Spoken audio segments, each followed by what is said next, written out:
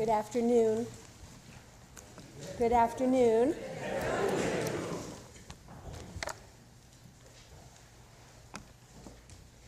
We come together on this special day to celebrate and honor what ministry can be.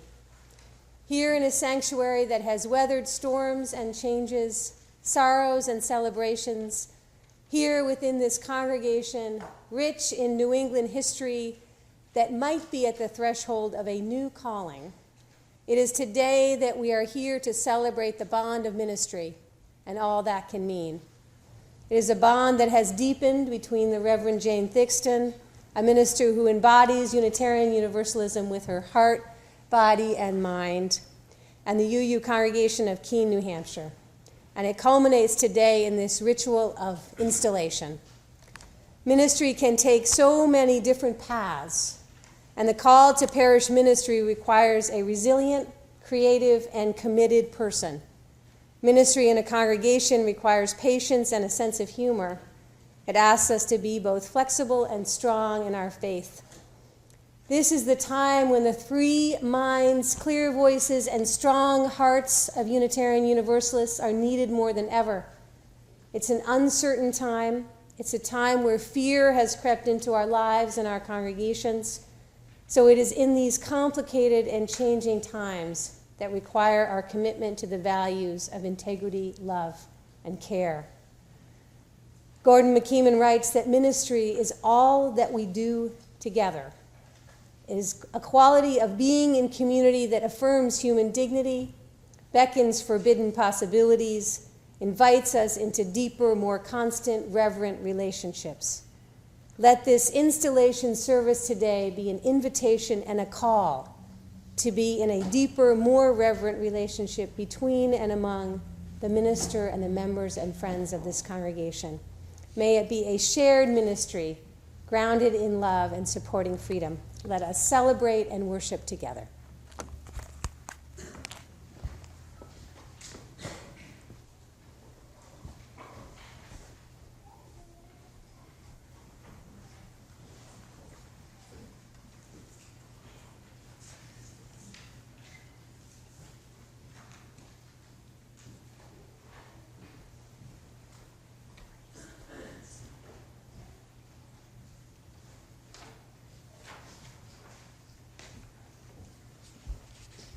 Please join me by reading the words that are in our order of service as I light the chalice.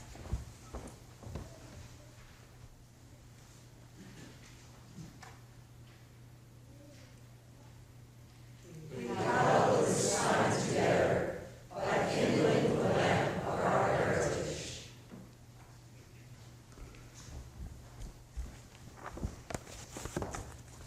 Good afternoon.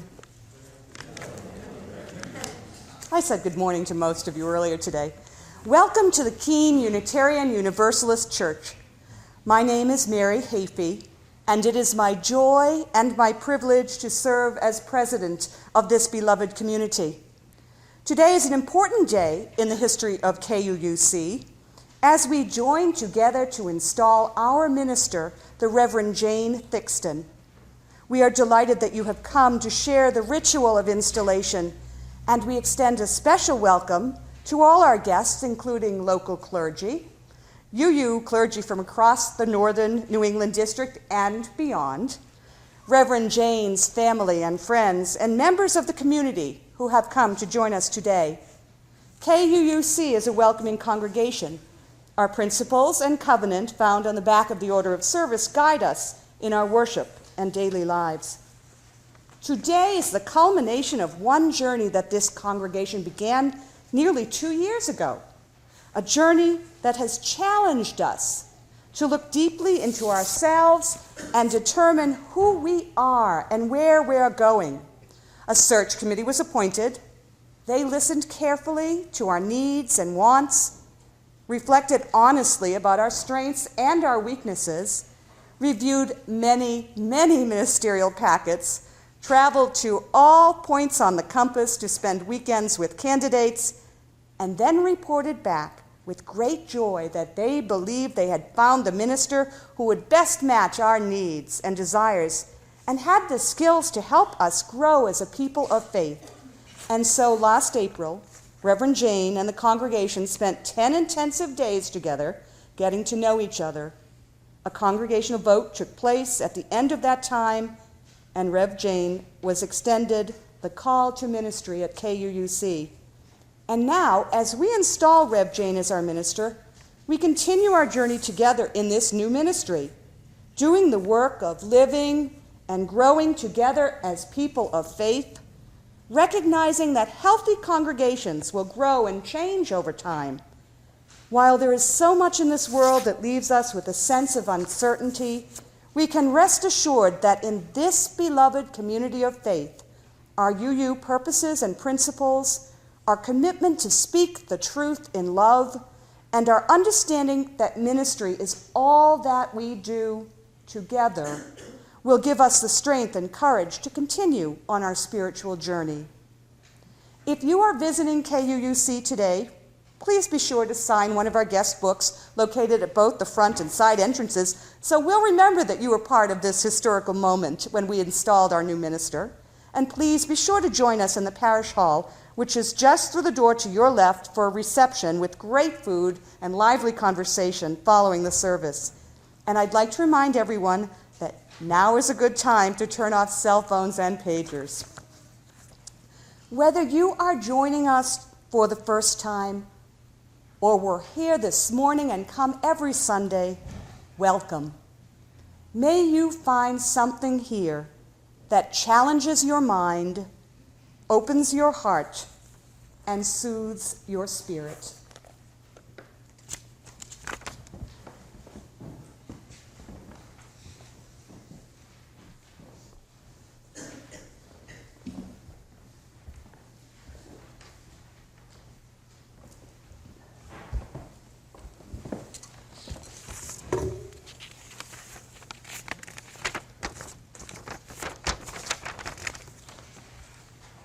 Jane, I bid you welcome from the Northern New England District of our Unitarian Universalist Association.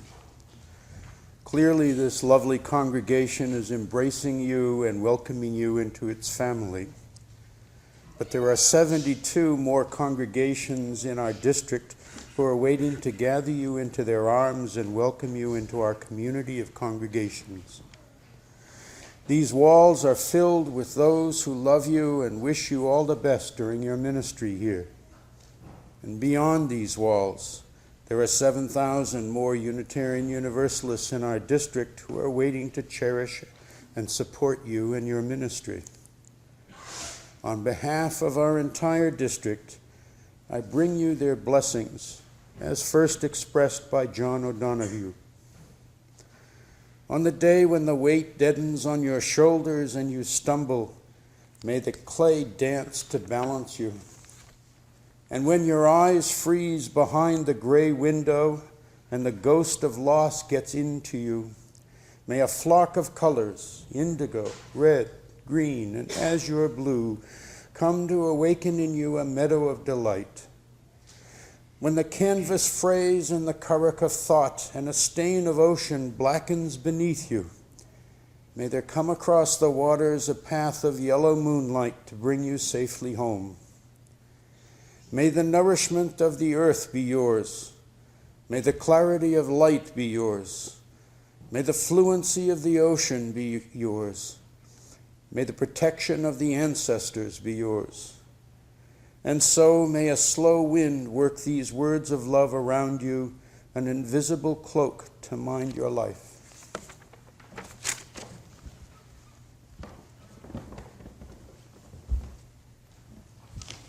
We have another greeting from the district, this time from Mary Higgins, our district executive, who was unable to be here, but sent a letter and asked that it be read as part of the service. Dear members and friends, I am so sorry that I cannot be with you today as you install your new minister, the Reverend Jane Thickstun. Ministry for each one of us is a sacred calling. For the ordained ministers among us, they have made it their life's joy and abiding challenge. For the lay ministers among you, you search for a place which is safe and honors your individual and collective journeys as you make your lives more meaningful, beautiful, and loving. In this holy context, we ask of each other not perfection, for that is left to illusion, imagination, and the gods, but instead seek acceptance of our human virtues and struggles in pursuit of our growing souls. 75 congregations of the Northern New England District are celebrating with you today, not because the journeys of ministry are easy, but because they are worth it. We ask that your ministry in Keene reach out and bless the world of Unitarian Universalism with your abundant gifts, that you share your minister with the world we all inhabit, and that you also ask us to be your holy partners on our common path. Together, we are more whole than any one of us can possibly be alone. I will send my most heartfelt wishes across the miles as the hour arrives for your installation ceremony to begin. Your time together as minister and congregation has just begun. There will be twists and turns which will bring you more understanding, wisdom, love, and confusion than you can possibly know. May the adventure of your lives enrich each of you. Many blessings on this day and on your congregation as a new era dawns. In love may you gather and be sustained. Reverend Mary Higgins, District Executive.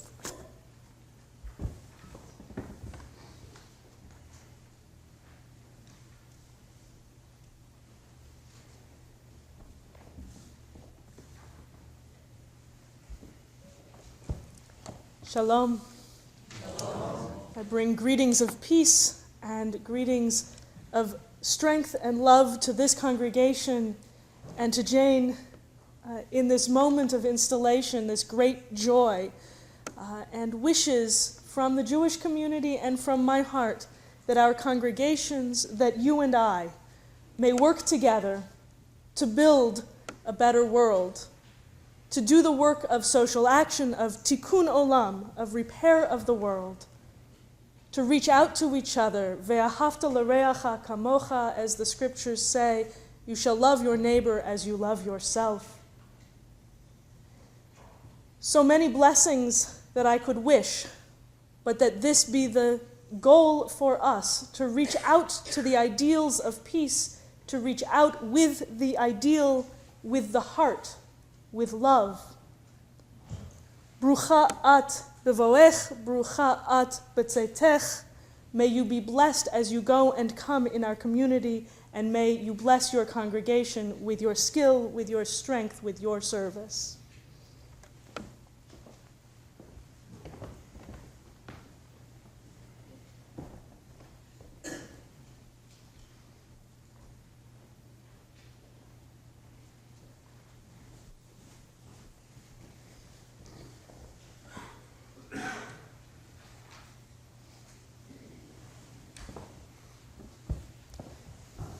It's an honor to be here again in this faith community. I'm Mark Farron, and I represent the Interfaith Clergy Group as best that I can.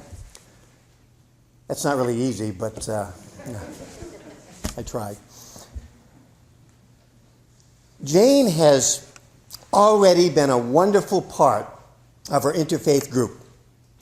She's been at just about every meeting, has been a part of establishing a new fund called the Manna Fund, which we're pooling all of our resources, all the faith communities, and helping people in need, and been a wonderful part of that. In fact, Jane, I don't know if you remember this, but during those, what were they, 10 intensive days, you call them?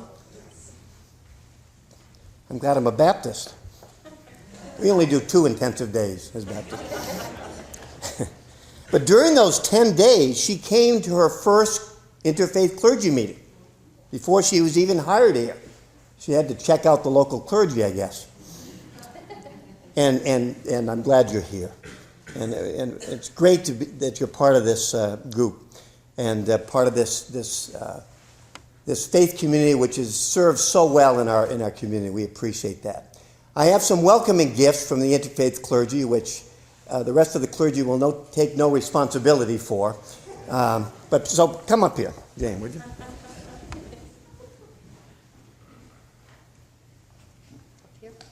Well, yeah. You can please come up here.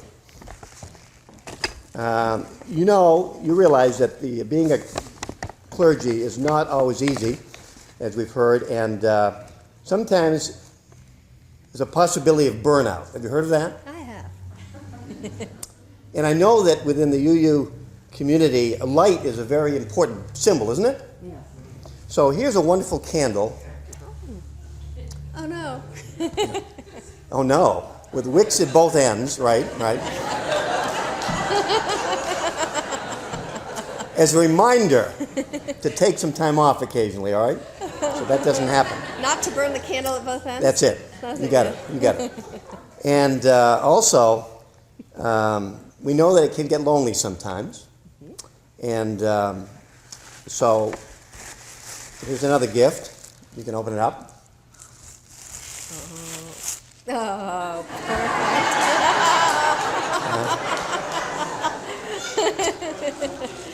When you do get lonely and feel that there's nobody else to scratch your back, you have people here I know that'll do it, but know that the interfaith clergy can do that as well, and will help. wow.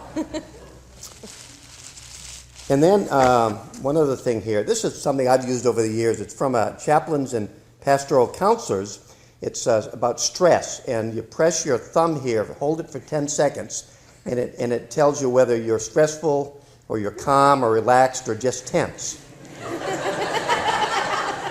So try it. 10 seconds. Somebody counting? The president's counting. That's good, Mary. You can count.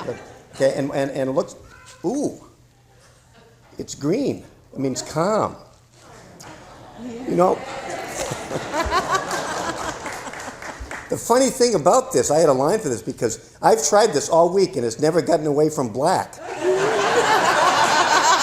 So I thought it was broke. And I was going to give it to you so that it always shows. So that's another story. But use that when you feel stressed. Something for your stress. Yeah. Yes. Well, we'll talk later. Yeah. But this is very important. This comes from our heart. This is actually a rock from the labyrinth over at First Baptist, and I'd like you to have this. And it's a heart, but it says peace on it, and may God bless you with peace. And know that our prayers are always with you in this community, and that you're loved, and thank you for sharing your love already, and for this community sharing love. And peace be with you. God bless you.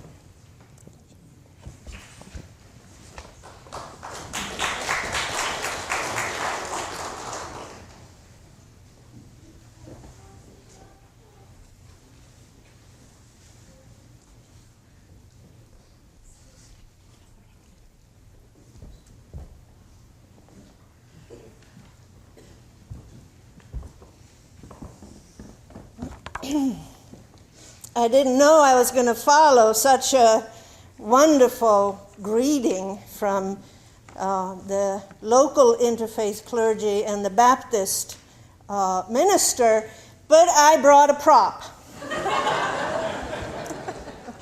Thank goodness I brought a prop. I actually brought a whole bunch of props. First, let me tell you that I am Barbara Hansen, and I currently serve as the president of the Emerson Ballou chapter of the Unitarian Universalist Association. And the props I brought are all the colleagues who serve in one way or another UU ministries in Vermont and New Hampshire. So I ask you to stand up, to act like good props for just a moment. Woo! Thank you. Now,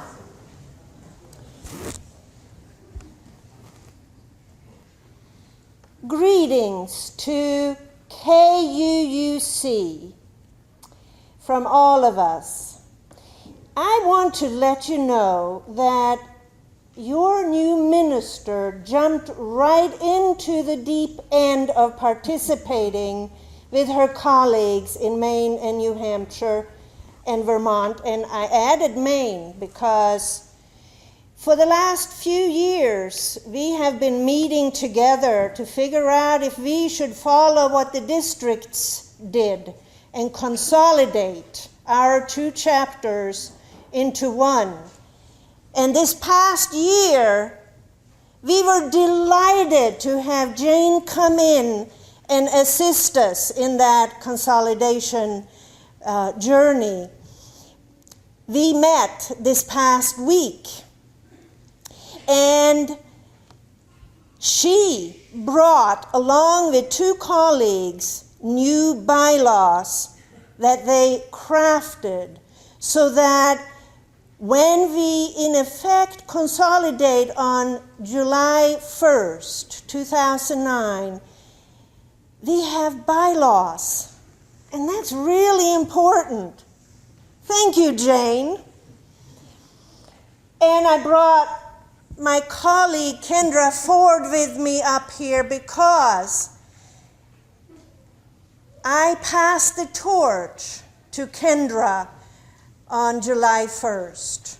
She becomes the new minister to serve the Northern New England chapter of the Unitarian Universalist Ministers Association. All the ministers of Vermont, New Hampshire, and Maine together.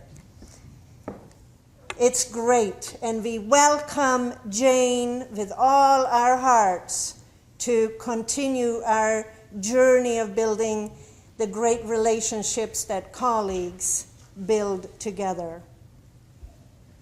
Thank you.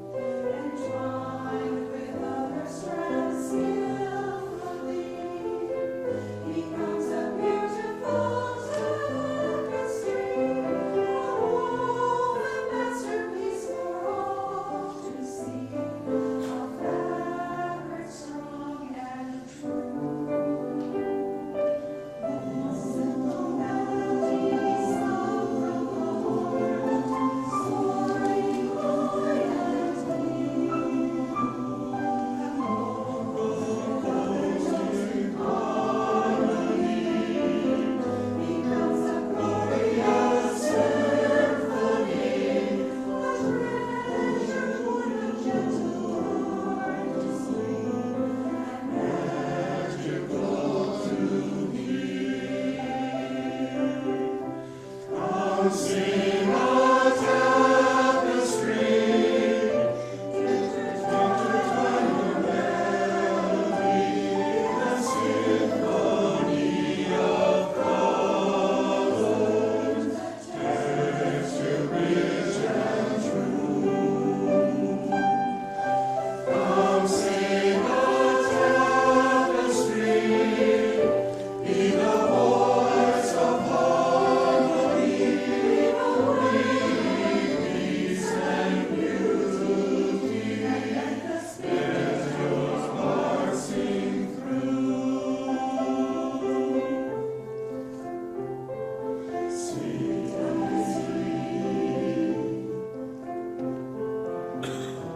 single voice speaking out in courage and in truth, and join with others in unity, becomes the voice of liberty, a mighty chorus over tyranny, a joyful spirit lives anew.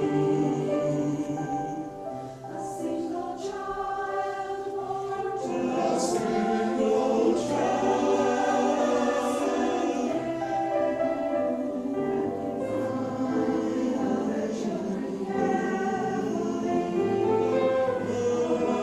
peace and dignity in celebration of humanity, the precious gift we share. Sing a tapestry, sing a song of peace and dignity, leave a world of harmony. Let your heart sing through.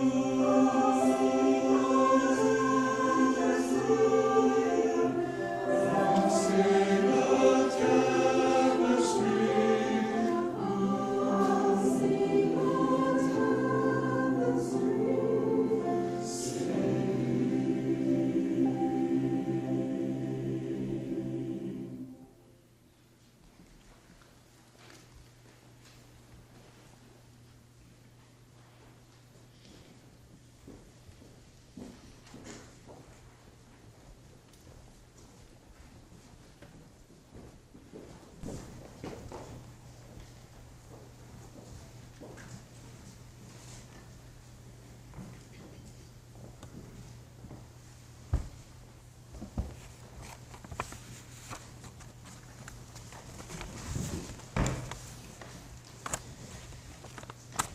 That great Universalist heart, Gordon McKeeman, asked us to have faith, and that ministry is all that we do together.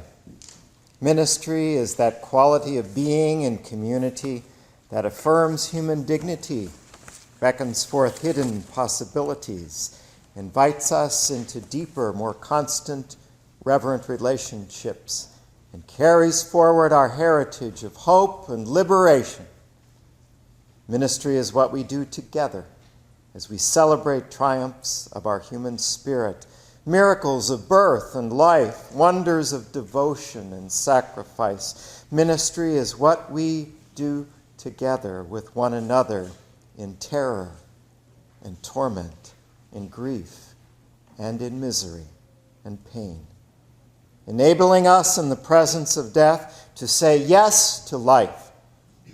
We who minister speak and live the best we know, with full knowledge that it is never quite enough, and yet are reassured by lostness found, fragments reunited, wounds healed, and joy shared. Ministry is what we all do together.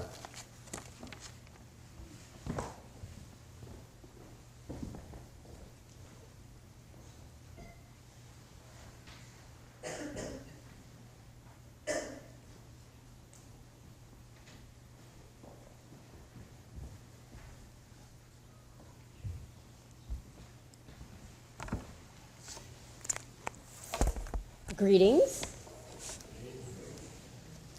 I am delighted to be here, and I was here this morning for your service.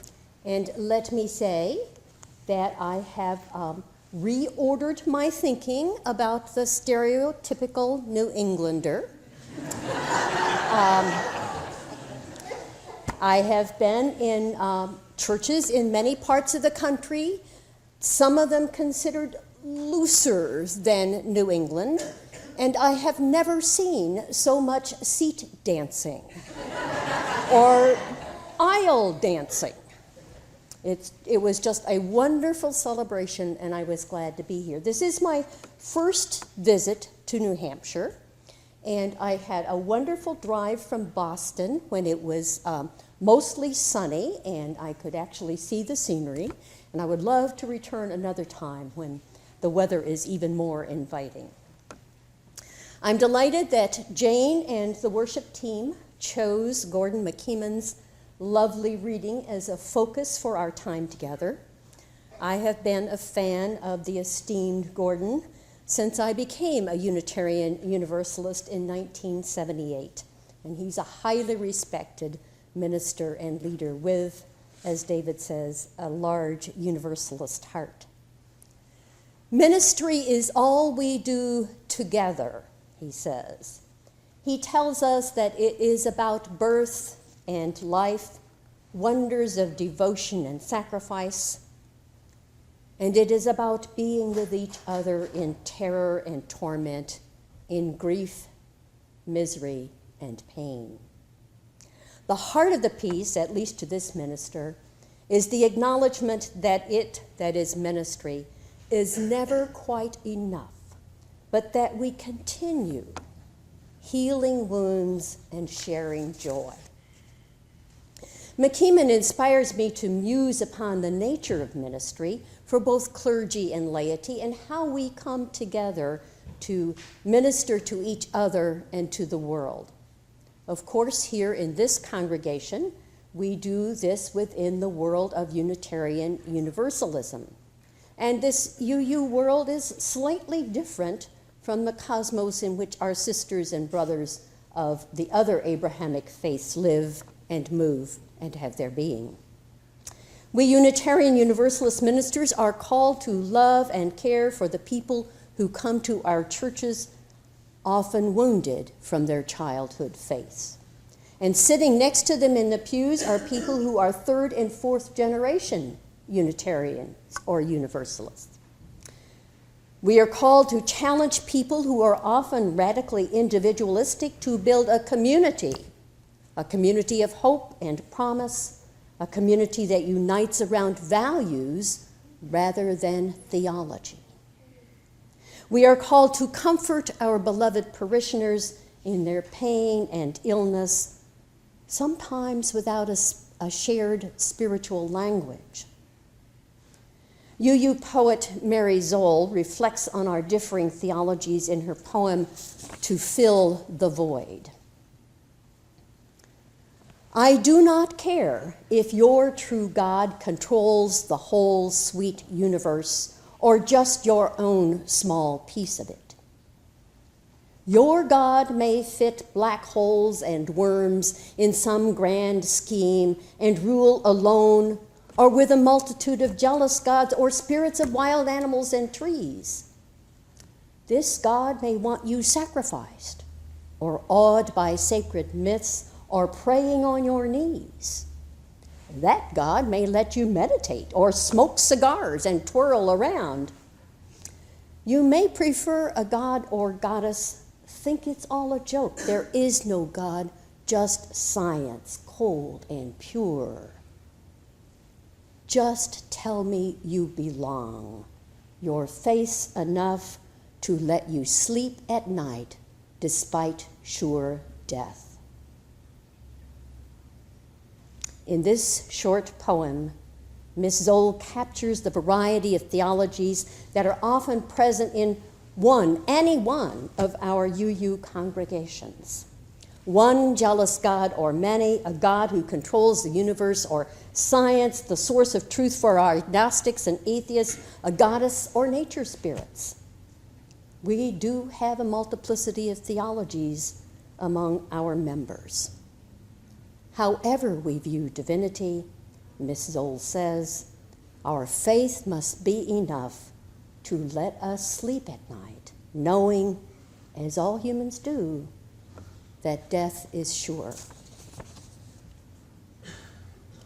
We who do ministry in this context, whether lay or clergy, must be adaptable, thoughtful, and always seek to find the deep truths that unite us, even when we label the source of these truths in different ways.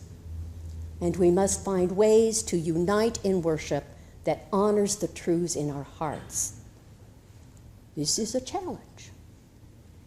Thus, We emphasize living out our faith rather than seeking to define it with exact words parsed to a fare thee well. At our best, we take the values upon which we agree, find ways to enact them for the greater good, and then discover that doing so is the spiritual practice that feeds us. This is both like and unlike ministry in other faith traditions, even those that are close cousins.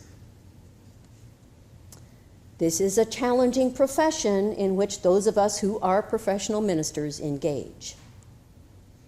What is it that calls us to this service? Many, if not most of us, had a life before theological school.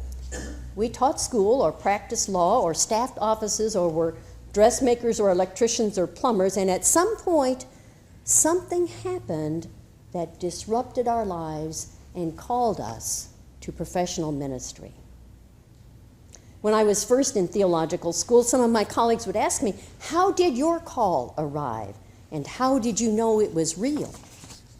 Well, because call was a word that clearly had a different meaning to my inquirers than it had previously had in my life, I often stumbled around trying to find an answer to their question.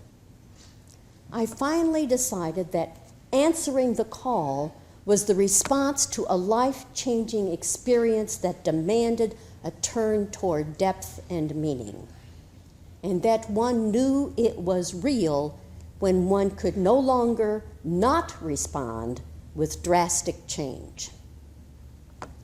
I do not think these calls are exclusive to professional clergy. I think that those of you who teach our young people or sing in choirs or sit on boards or sit through committee meetings or raise the funds that support our programs or work for social justice are also called to service. As you serve each other and the larger world, you are also responding to a call to engage the world with depth and understanding. I know people, and I'm sure there are some here today, that volunteer the equivalent of a full-time job at tasks that enact our faith in the world. You too are ministering to the world, but not quite the same way that Jane and I and Barbara and these other clergy minister. Jane, Barbara, and I all graduated from Meadville Lombard Theological School, not all at the same time, but our classes overlapped. And while we are all three female and did graduate from Meadville, we are really quite different. Jane is from the Northeast, I grew up in the Midwest, and Barbara is Swedish. Our family backgrounds differ, our theologies differ, and our life experiences differ. We are all different, every one of the 1,000+ UU ministers currently in fellowship. We come in every skin hue, many different theologies, all manner of gender preferences, and mostly progressive politics. We enter ministry at 27 and 70. Some of us have children and some do not. Some of us are great at pastoral care and some are financial wizards. Some of us preach up a storm and others charm children. Some of us are organizational whizzes and others tech gurus. Some of us lead great meditations and others start chalice circles. Some of us know the best restaurants in town and others are potluck stars. How, in the name of the great mystery we call the search process, do we find the right minister for the right church? Now, one of the several hats I wear is that of ministerial settlement representative for the Heartland District of the UUA. Our guru, John Weston, says, the search process is imperfect, but it is the best thing we have so far. Given the variety of our congregations and the variety within our ministry, it is amazing that it so often works to the great happiness and satisfaction of everyone concerned. I do know that Jane applied to only one church for settlement last year, Keene, New Hampshire. When she told me about you, she was really excited about the possibility of becoming your minister. She selected you out of the UU world as the place she wanted to live and work and do her ministry. And I am delighted that you reciprocated. Thus, she takes up her challenge to provide you with the love and care you need and to challenge you to become better at your own ministry in the world. I want to share with you a story from our handbook, A Chosen Faith, and it is from a John Buren's chapter, Expectations. It speaks to the challenge of ministry and how one minister met them. John writes, "Good people of faith know that the purpose of ministry is not necessarily to fulfill expectations. Early in his ministry, John Wolfe, now the retired minister of one of our largest congregations, All Souls Unitarian Church in Tulsa, Oklahoma, was interviewed by a ministerial search committee. After a while, they said, 'We like you very much. We'd like you to be our minister. But there's just one thing we don't understand. Unitarian Universalist ministers are generally thought to come in two varieties, humanist and theist. Which are you?' 'That depends,' said Wolfe. Shocked by such blatant opportunism, one of the committee members asked, 'What on earth do you mean?' 'That depends on you,' John replied. 'If you folks are theists, then I'm a humanist. But if you're humanists, then I'm a theist.' Now, this wasn't just an attempt to avoid a new job. It was good theology. My teacher, that's John Buren's teacher, Harvey Cox, might have called it a theology of juxtaposition, running the rasp against the grain. When people take pride in trusting God, then the prophetic thing is to test what difference that makes in their day-to-day treatment of other human beings.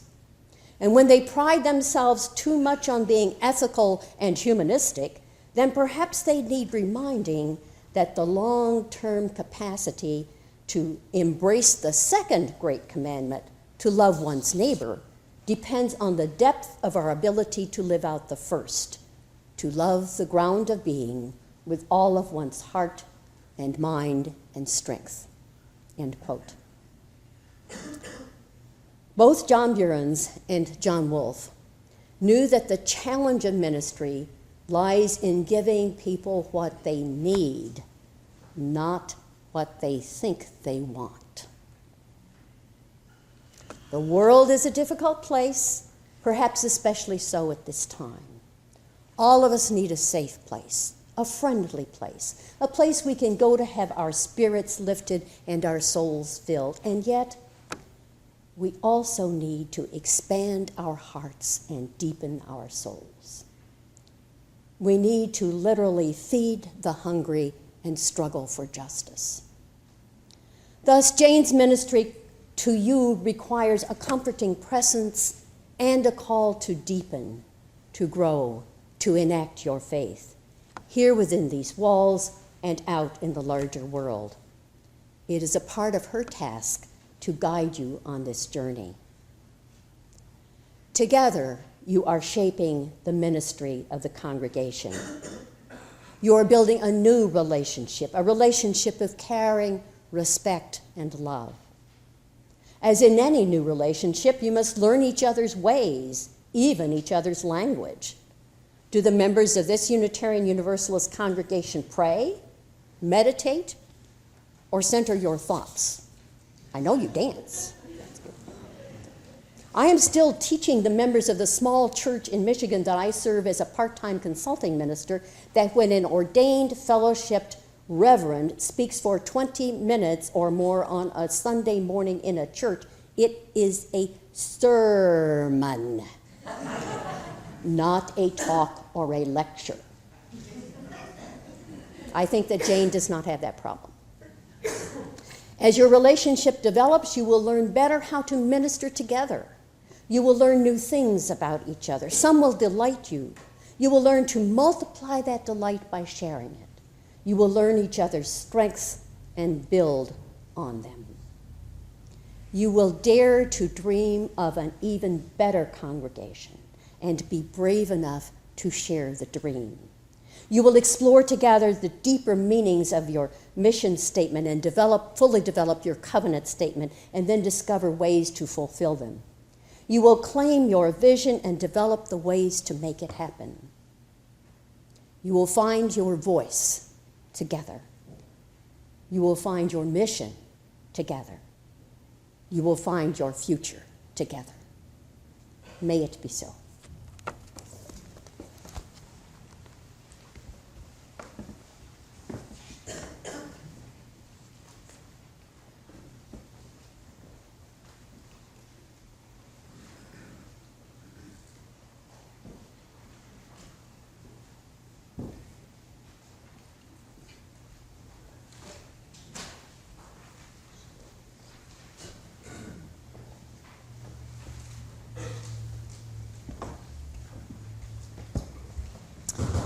It is a wonderful thing to feel oneself a part of a living tradition, of a moving stream of energy, of life, of nourishment. You have a very long and wonderful living tradition here in Keene, moving from the past, a rooted, fertile past, into a very rich and hopeful future. And we see the movement of that history here today. For those of us who have traveled from other communities, from other faith communities, to be here with you, we feel in a different way what it is to be a part of a living tradition. And on occasions such as this, when we sing, "From the four winds gathered hither," that great hymn, which is an important part of our tradition at installations and ordinations and other high holidays, we gather and we really can feel the strength of who we are as a liberal religious community. It is a flowing stream. There need to be sources that feed the movement of that stream. And one of the sources is what is known as the Living Tradition Fund in the Unitarian Universalist Association. It's a fund specifically to support our professional ministry. It supports scholarships for students in theological schools. It helps those who have recently completed their theological training to pay off the debts that often are accrued through those years. To move through the time of seminary makes many demands on individuals and on families. One of those demands is a very real financial commitment. And then to begin one's professional life with that debt on one's shoulders is a heavy thing. The Living Tradition Fund helps to ease that debt. And at the other end of our career, for those who are in retirement, there may be different kinds of financial hardships and challenges. And again, there is an emergency assistance fund. The Living Tradition Fund helps our professional ministers to live lives of dignity. It helps to bring high-quality individuals into this profession and to sustain the movement of our living tradition in a rich and a vibrant fashion. Now, probably most of you have a certain amount of cash in your wallet today, or in your purse or your pocket. You might need it on the way home. You don't know. So I don't want you to take out your wallet. I want you to take out your checkbooks. And don't yet write an amount, but do write UUA Living Tradition Fund. I don't see very many pens writing out there. If you don't have a pen, I'm sure your neighbor does. UUA Living Tradition Fund. At the great service of the living tradition at our General Assembly every year in June, it is often said when we come to the time of the offering, think of the amount that you would really like to commit to this most worthy fund. and now double it. We are fed by this living tradition. We are rich because of it. We come to this moment well-fed, well-nourished, full of abundance. Please share generously that the stream can flow strong and true here in Keene, New Hampshire, and across our continent in the generations to come. The offering will now be received for the UUA Living Tradition Fund.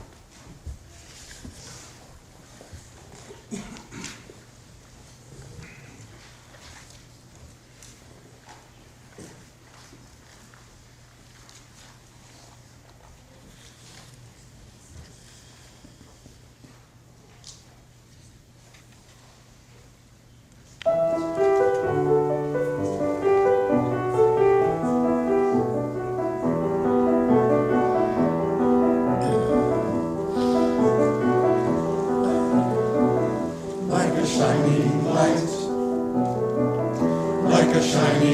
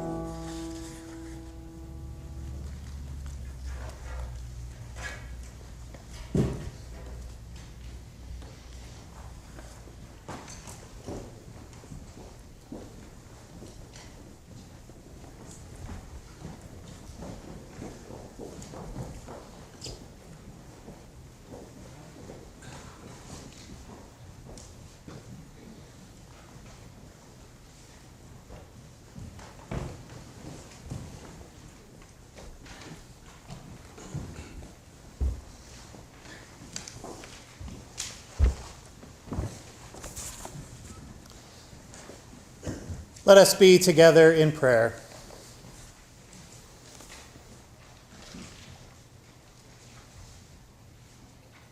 Spirit of life, holy friend, nearer than our breath, closer than our hearts.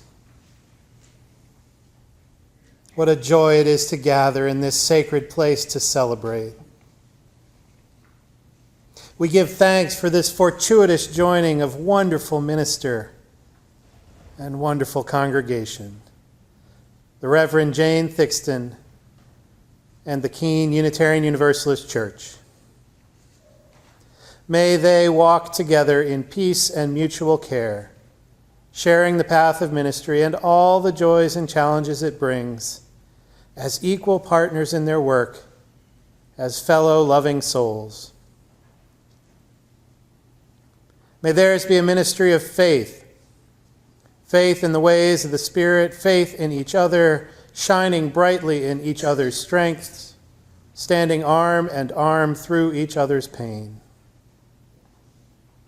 May theirs be a ministry of hope, hope that transforms despair wherever it may arise, tireless hope filled with the possibility of what truly can be when good people bind together.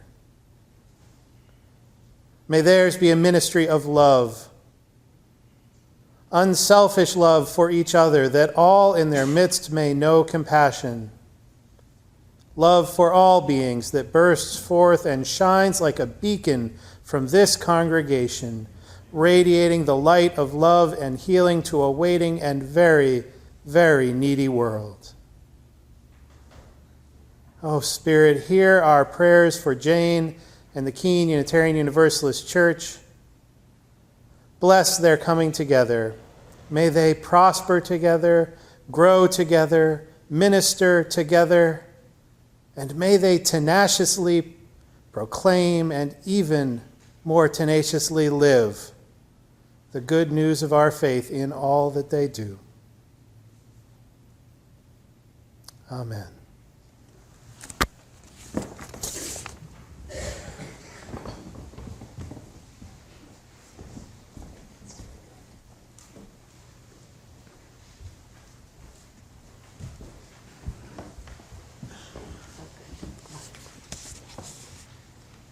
My friends, we have gathered together to install Jane Elizabeth Thickstun as minister of this congregation.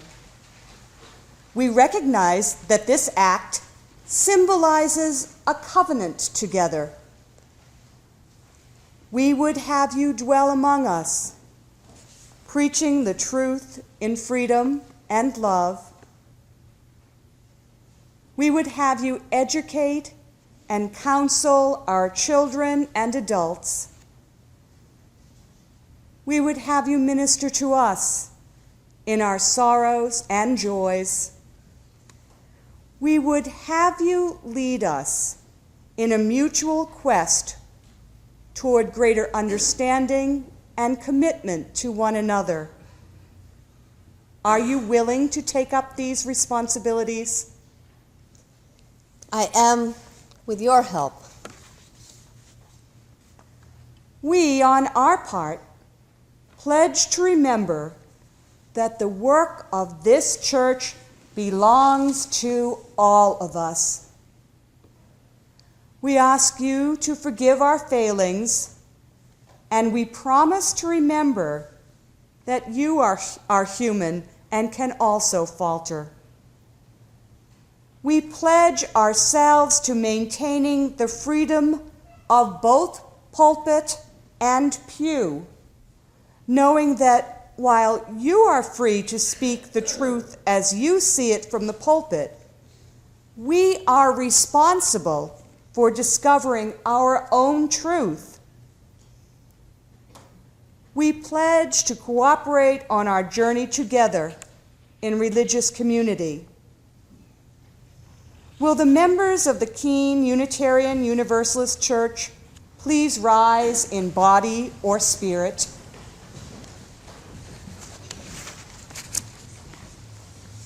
Members of this congregation, are you willing to take up these responsibilities? We are willing to take up these responsibilities. Therefore, we, the members of the Keene Unitarian Universalist Church, install you as our minister. We offer you a free pulpit and pledge to you the cooperation of our hearts and hands and our resolute goodwill. We offer to support, encourage, and assist you in your ministry. It is with responsibility, gratitude, and joy that I take on the privilege of serving as your minister. I recognize your right to the free pew and pledge to you my cooperation and goodwill. With your help, I will minister with as much integrity as I possess. Please be seated. What's next? Charge, Barbara.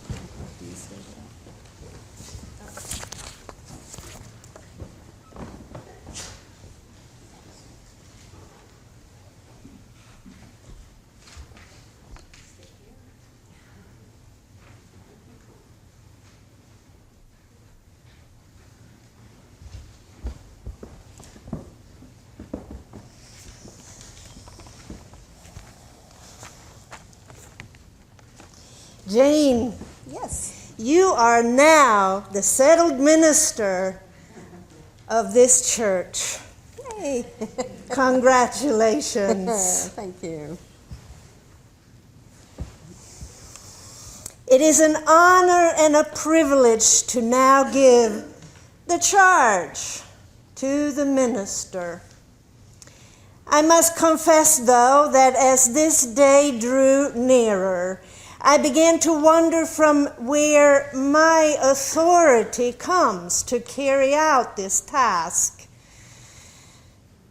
My authority to give the charge to the minister clearly does not come from an ecclesiastical hierarchy. We are Unitarian Universalists, after all.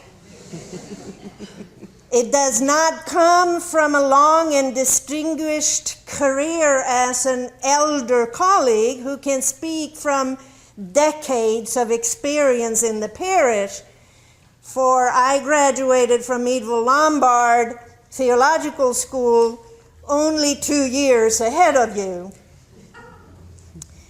So as I pondered the question of authority, and I did, it came to me. My authority comes from you and from our relationship that began as we were both entering the journey into the Unitarian Universalist ministry 12 and a half years ago. Yeah, 12 and a half years ago. It is from this then that I now offer the charge to the minister on this very special occasion. First, Jane, respect the relationship that came into existence when members of this church called you to be their minister. They are the elected and appointed lay leaders who take up the ministry of governing this church in the congregational tradition.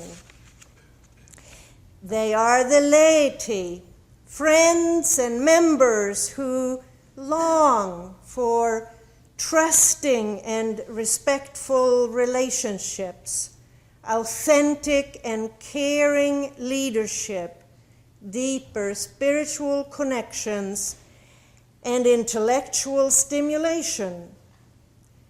You are the minister, the professional religious leader who provides pastoral preaching and teaching ministry and joins with the lay leaders of the church to articulate its mission and vision. Respect the relationship that is made real between this congregation and you as their minister. Second, respect the unique congregation that the Keene Unitarian Universalist Church is. This church has been in existence since 1824. It will be here long after your ministry ends. And I believe the members who are here now know quite a lot about how to be the best church they can be.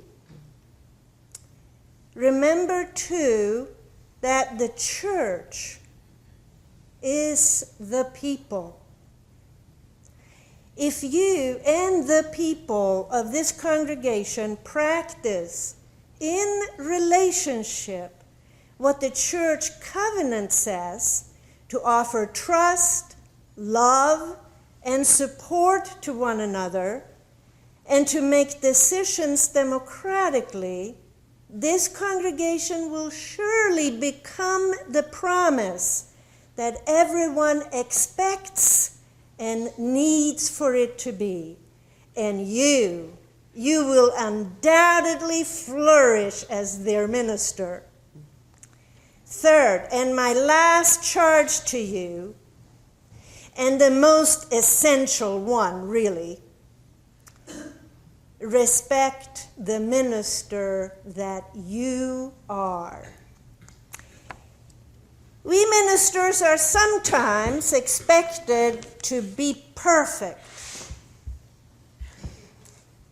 Or, like those who became revered leaders of our faith, like William Ellery Channing or Sophia Lyon Foss, just to name two ancient ones. Well, you will never be like either one of them. So respect the minister you are and just be yourself. Trust your head and your heart and provide the best ministry you can. Your authority to do so comes from deep within the core of your being and from the extensive training and preparations that the learned and professional ministry demands, not to mention the experience you already have.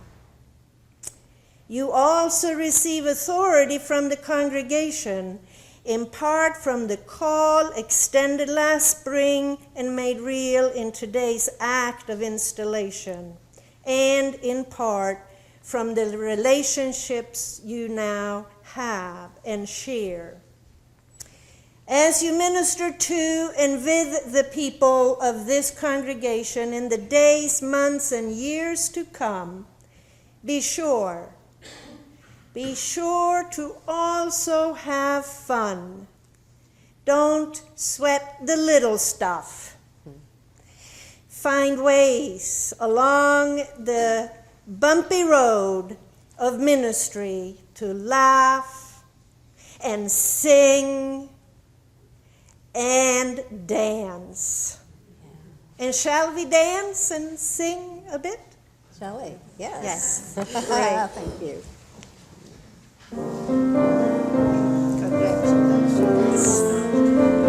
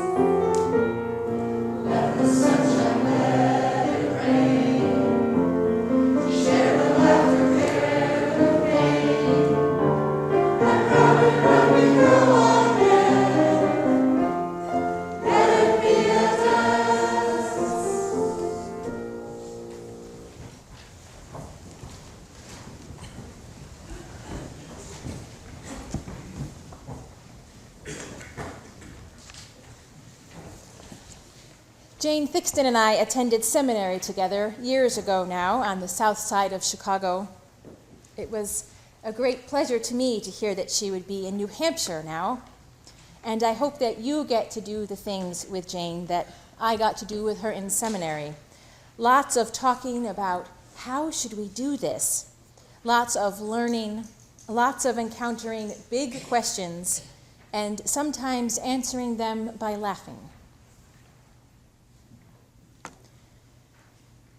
I share first this poem with you by William Stafford, entitled A Ritual to Read to Each Other.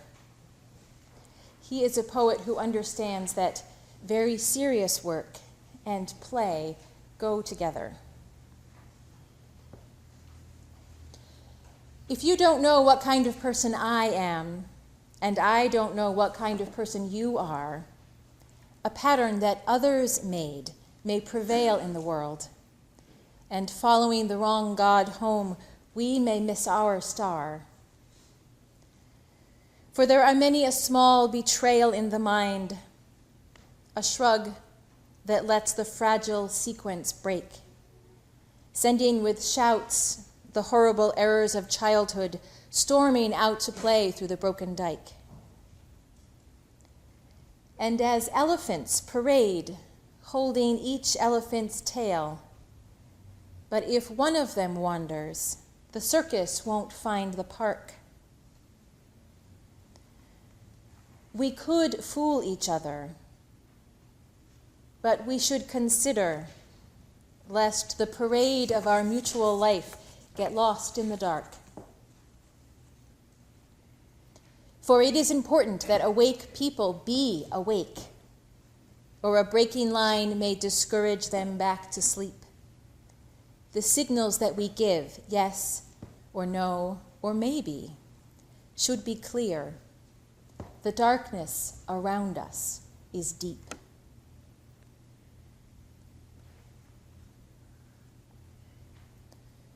There is no doubt that these are difficult days in our world. Environmental concerns, economic panic, war and decisions about war. The darkness around each of our congregations is deep. And so it is important that you know the kind of person you are sitting next to, and what kind of person is leading your spiritual community, and that you know the kind of person who is living in your community, who you have not yet met. Not so that you can assess whether or not you like them, or whether they will meet your needs, but so that you can figure out how to manage this world together. The work the world is asking of us in these times is figuring out how we can be creative and resilient in the midst of everything that is happening. You may have heard Obama's inaugural speech and his acceptance speech when he talked about this being an era of new civic engagement, a time of increased volunteerism, a time for us all to work together. And I think he was talking about elephants, about those circus elephants who walk in a line holding on to each other so that they can go and make something amazing in the park. People who work together despite all adversity to make something together that they could not make apart. There is another quality of elephants that I think is important to mention when talking about congregational life. Elephants never forget. They have this reputation because real elephants remember travel routes and family members after long periods of time. And congregations are like this too. They remember. And it is a great strength. And it can make it hard sometimes to work together, because elephants remember everything. And sometimes what elephants remember is the people who used to be here. Elephants may remember the last ringleader fondly. And sometimes get busy remembering that ringleader and forget to know what kind of ringleader the new one is.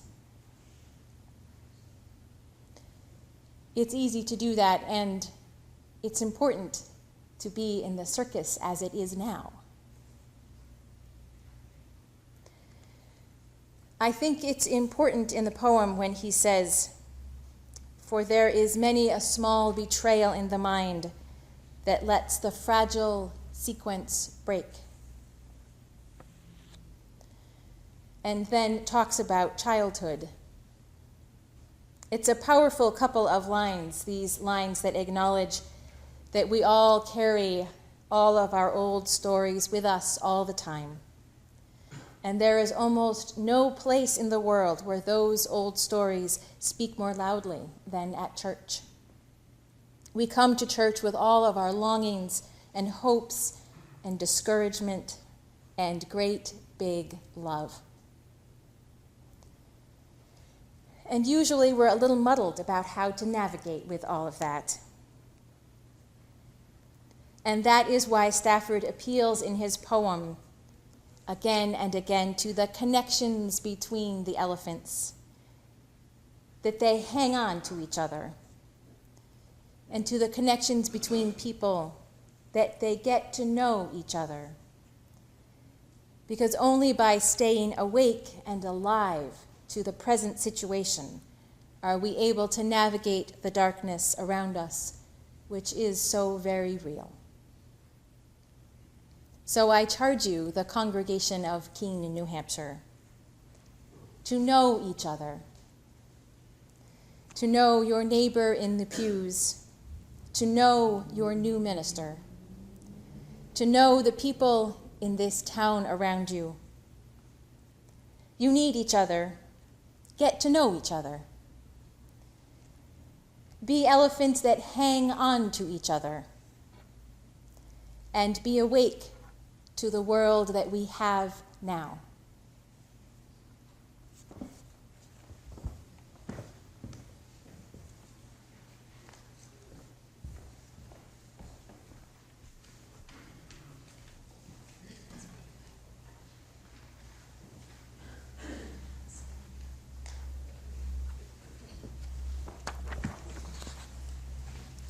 We're coming to the end of our service, and I will keep my closing words brief because I know that there's a veritable feast awaiting us right next door. So please be sure and come and partake and enjoy conversation at our reception afterward.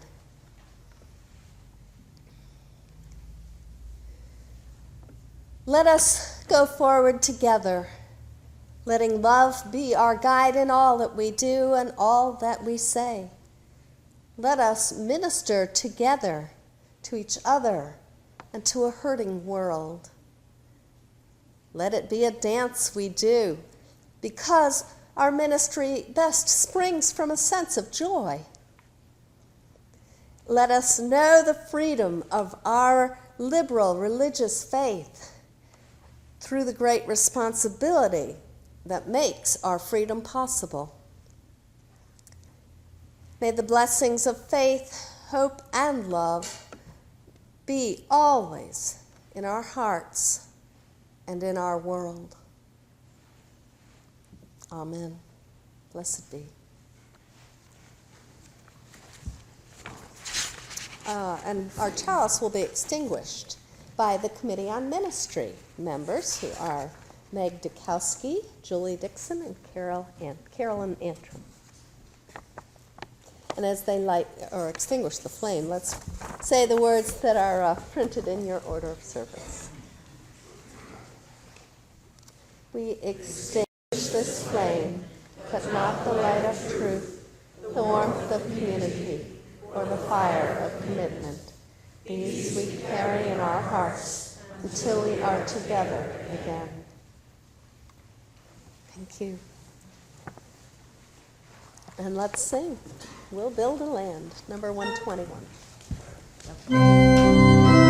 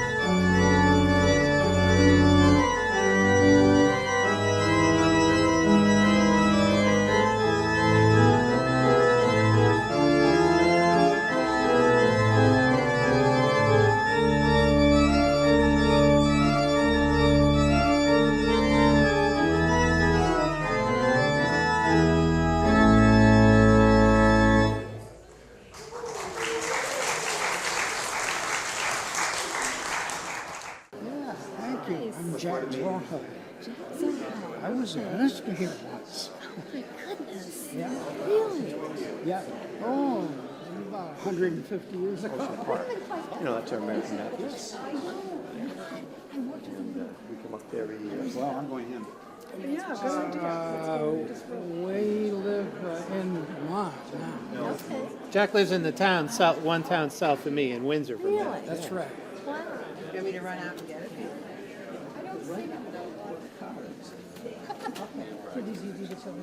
Hi. No? Mark, How do you feel? Oh, just great, thanks. Yes, very thirsty. I'm hoping to get some of that Can't wait to punch. get in there. Yeah. Me too. Okay. oh,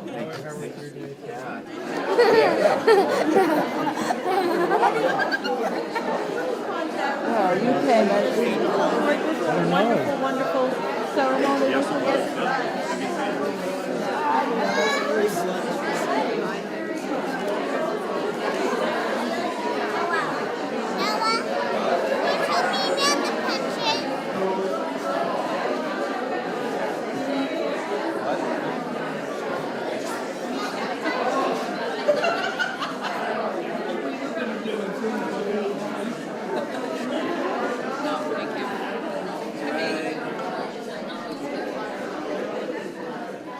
I stick with coffee. Hi there. What?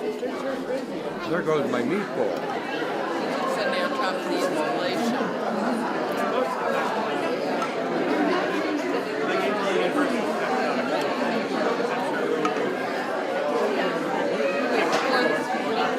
What's going on? The kids were away for a few months. You know, Elizabeth had a little as a business director. Only to be in something like this when you come from away for you've been away for a while and not have anybody of your age. I'm really enjoying. Well, actually, you have to give your notice a year and a half in advance. But we're not 10,000 which is a store. Yeah. Okay. Yeah. It's a really it's a whole challenge. Oh, thank you. Congratulations. Oh my gosh, what is it with all these gifts? So happy to be here. So wonderful. Congratulations. So embarrassing. Right. Yeah. Yeah. What a long day you've all had here. Wonderful. Yeah, right. A lot of I went away to work on time. I didn't have her. I'm glad I thought enough before. And wonderful seeing you. And I'll poke my head in every once in a while and whatever, okay? Congratulations. It's great to see you. Nice to see you. Thank you. Cheers. What a couple. I don't know.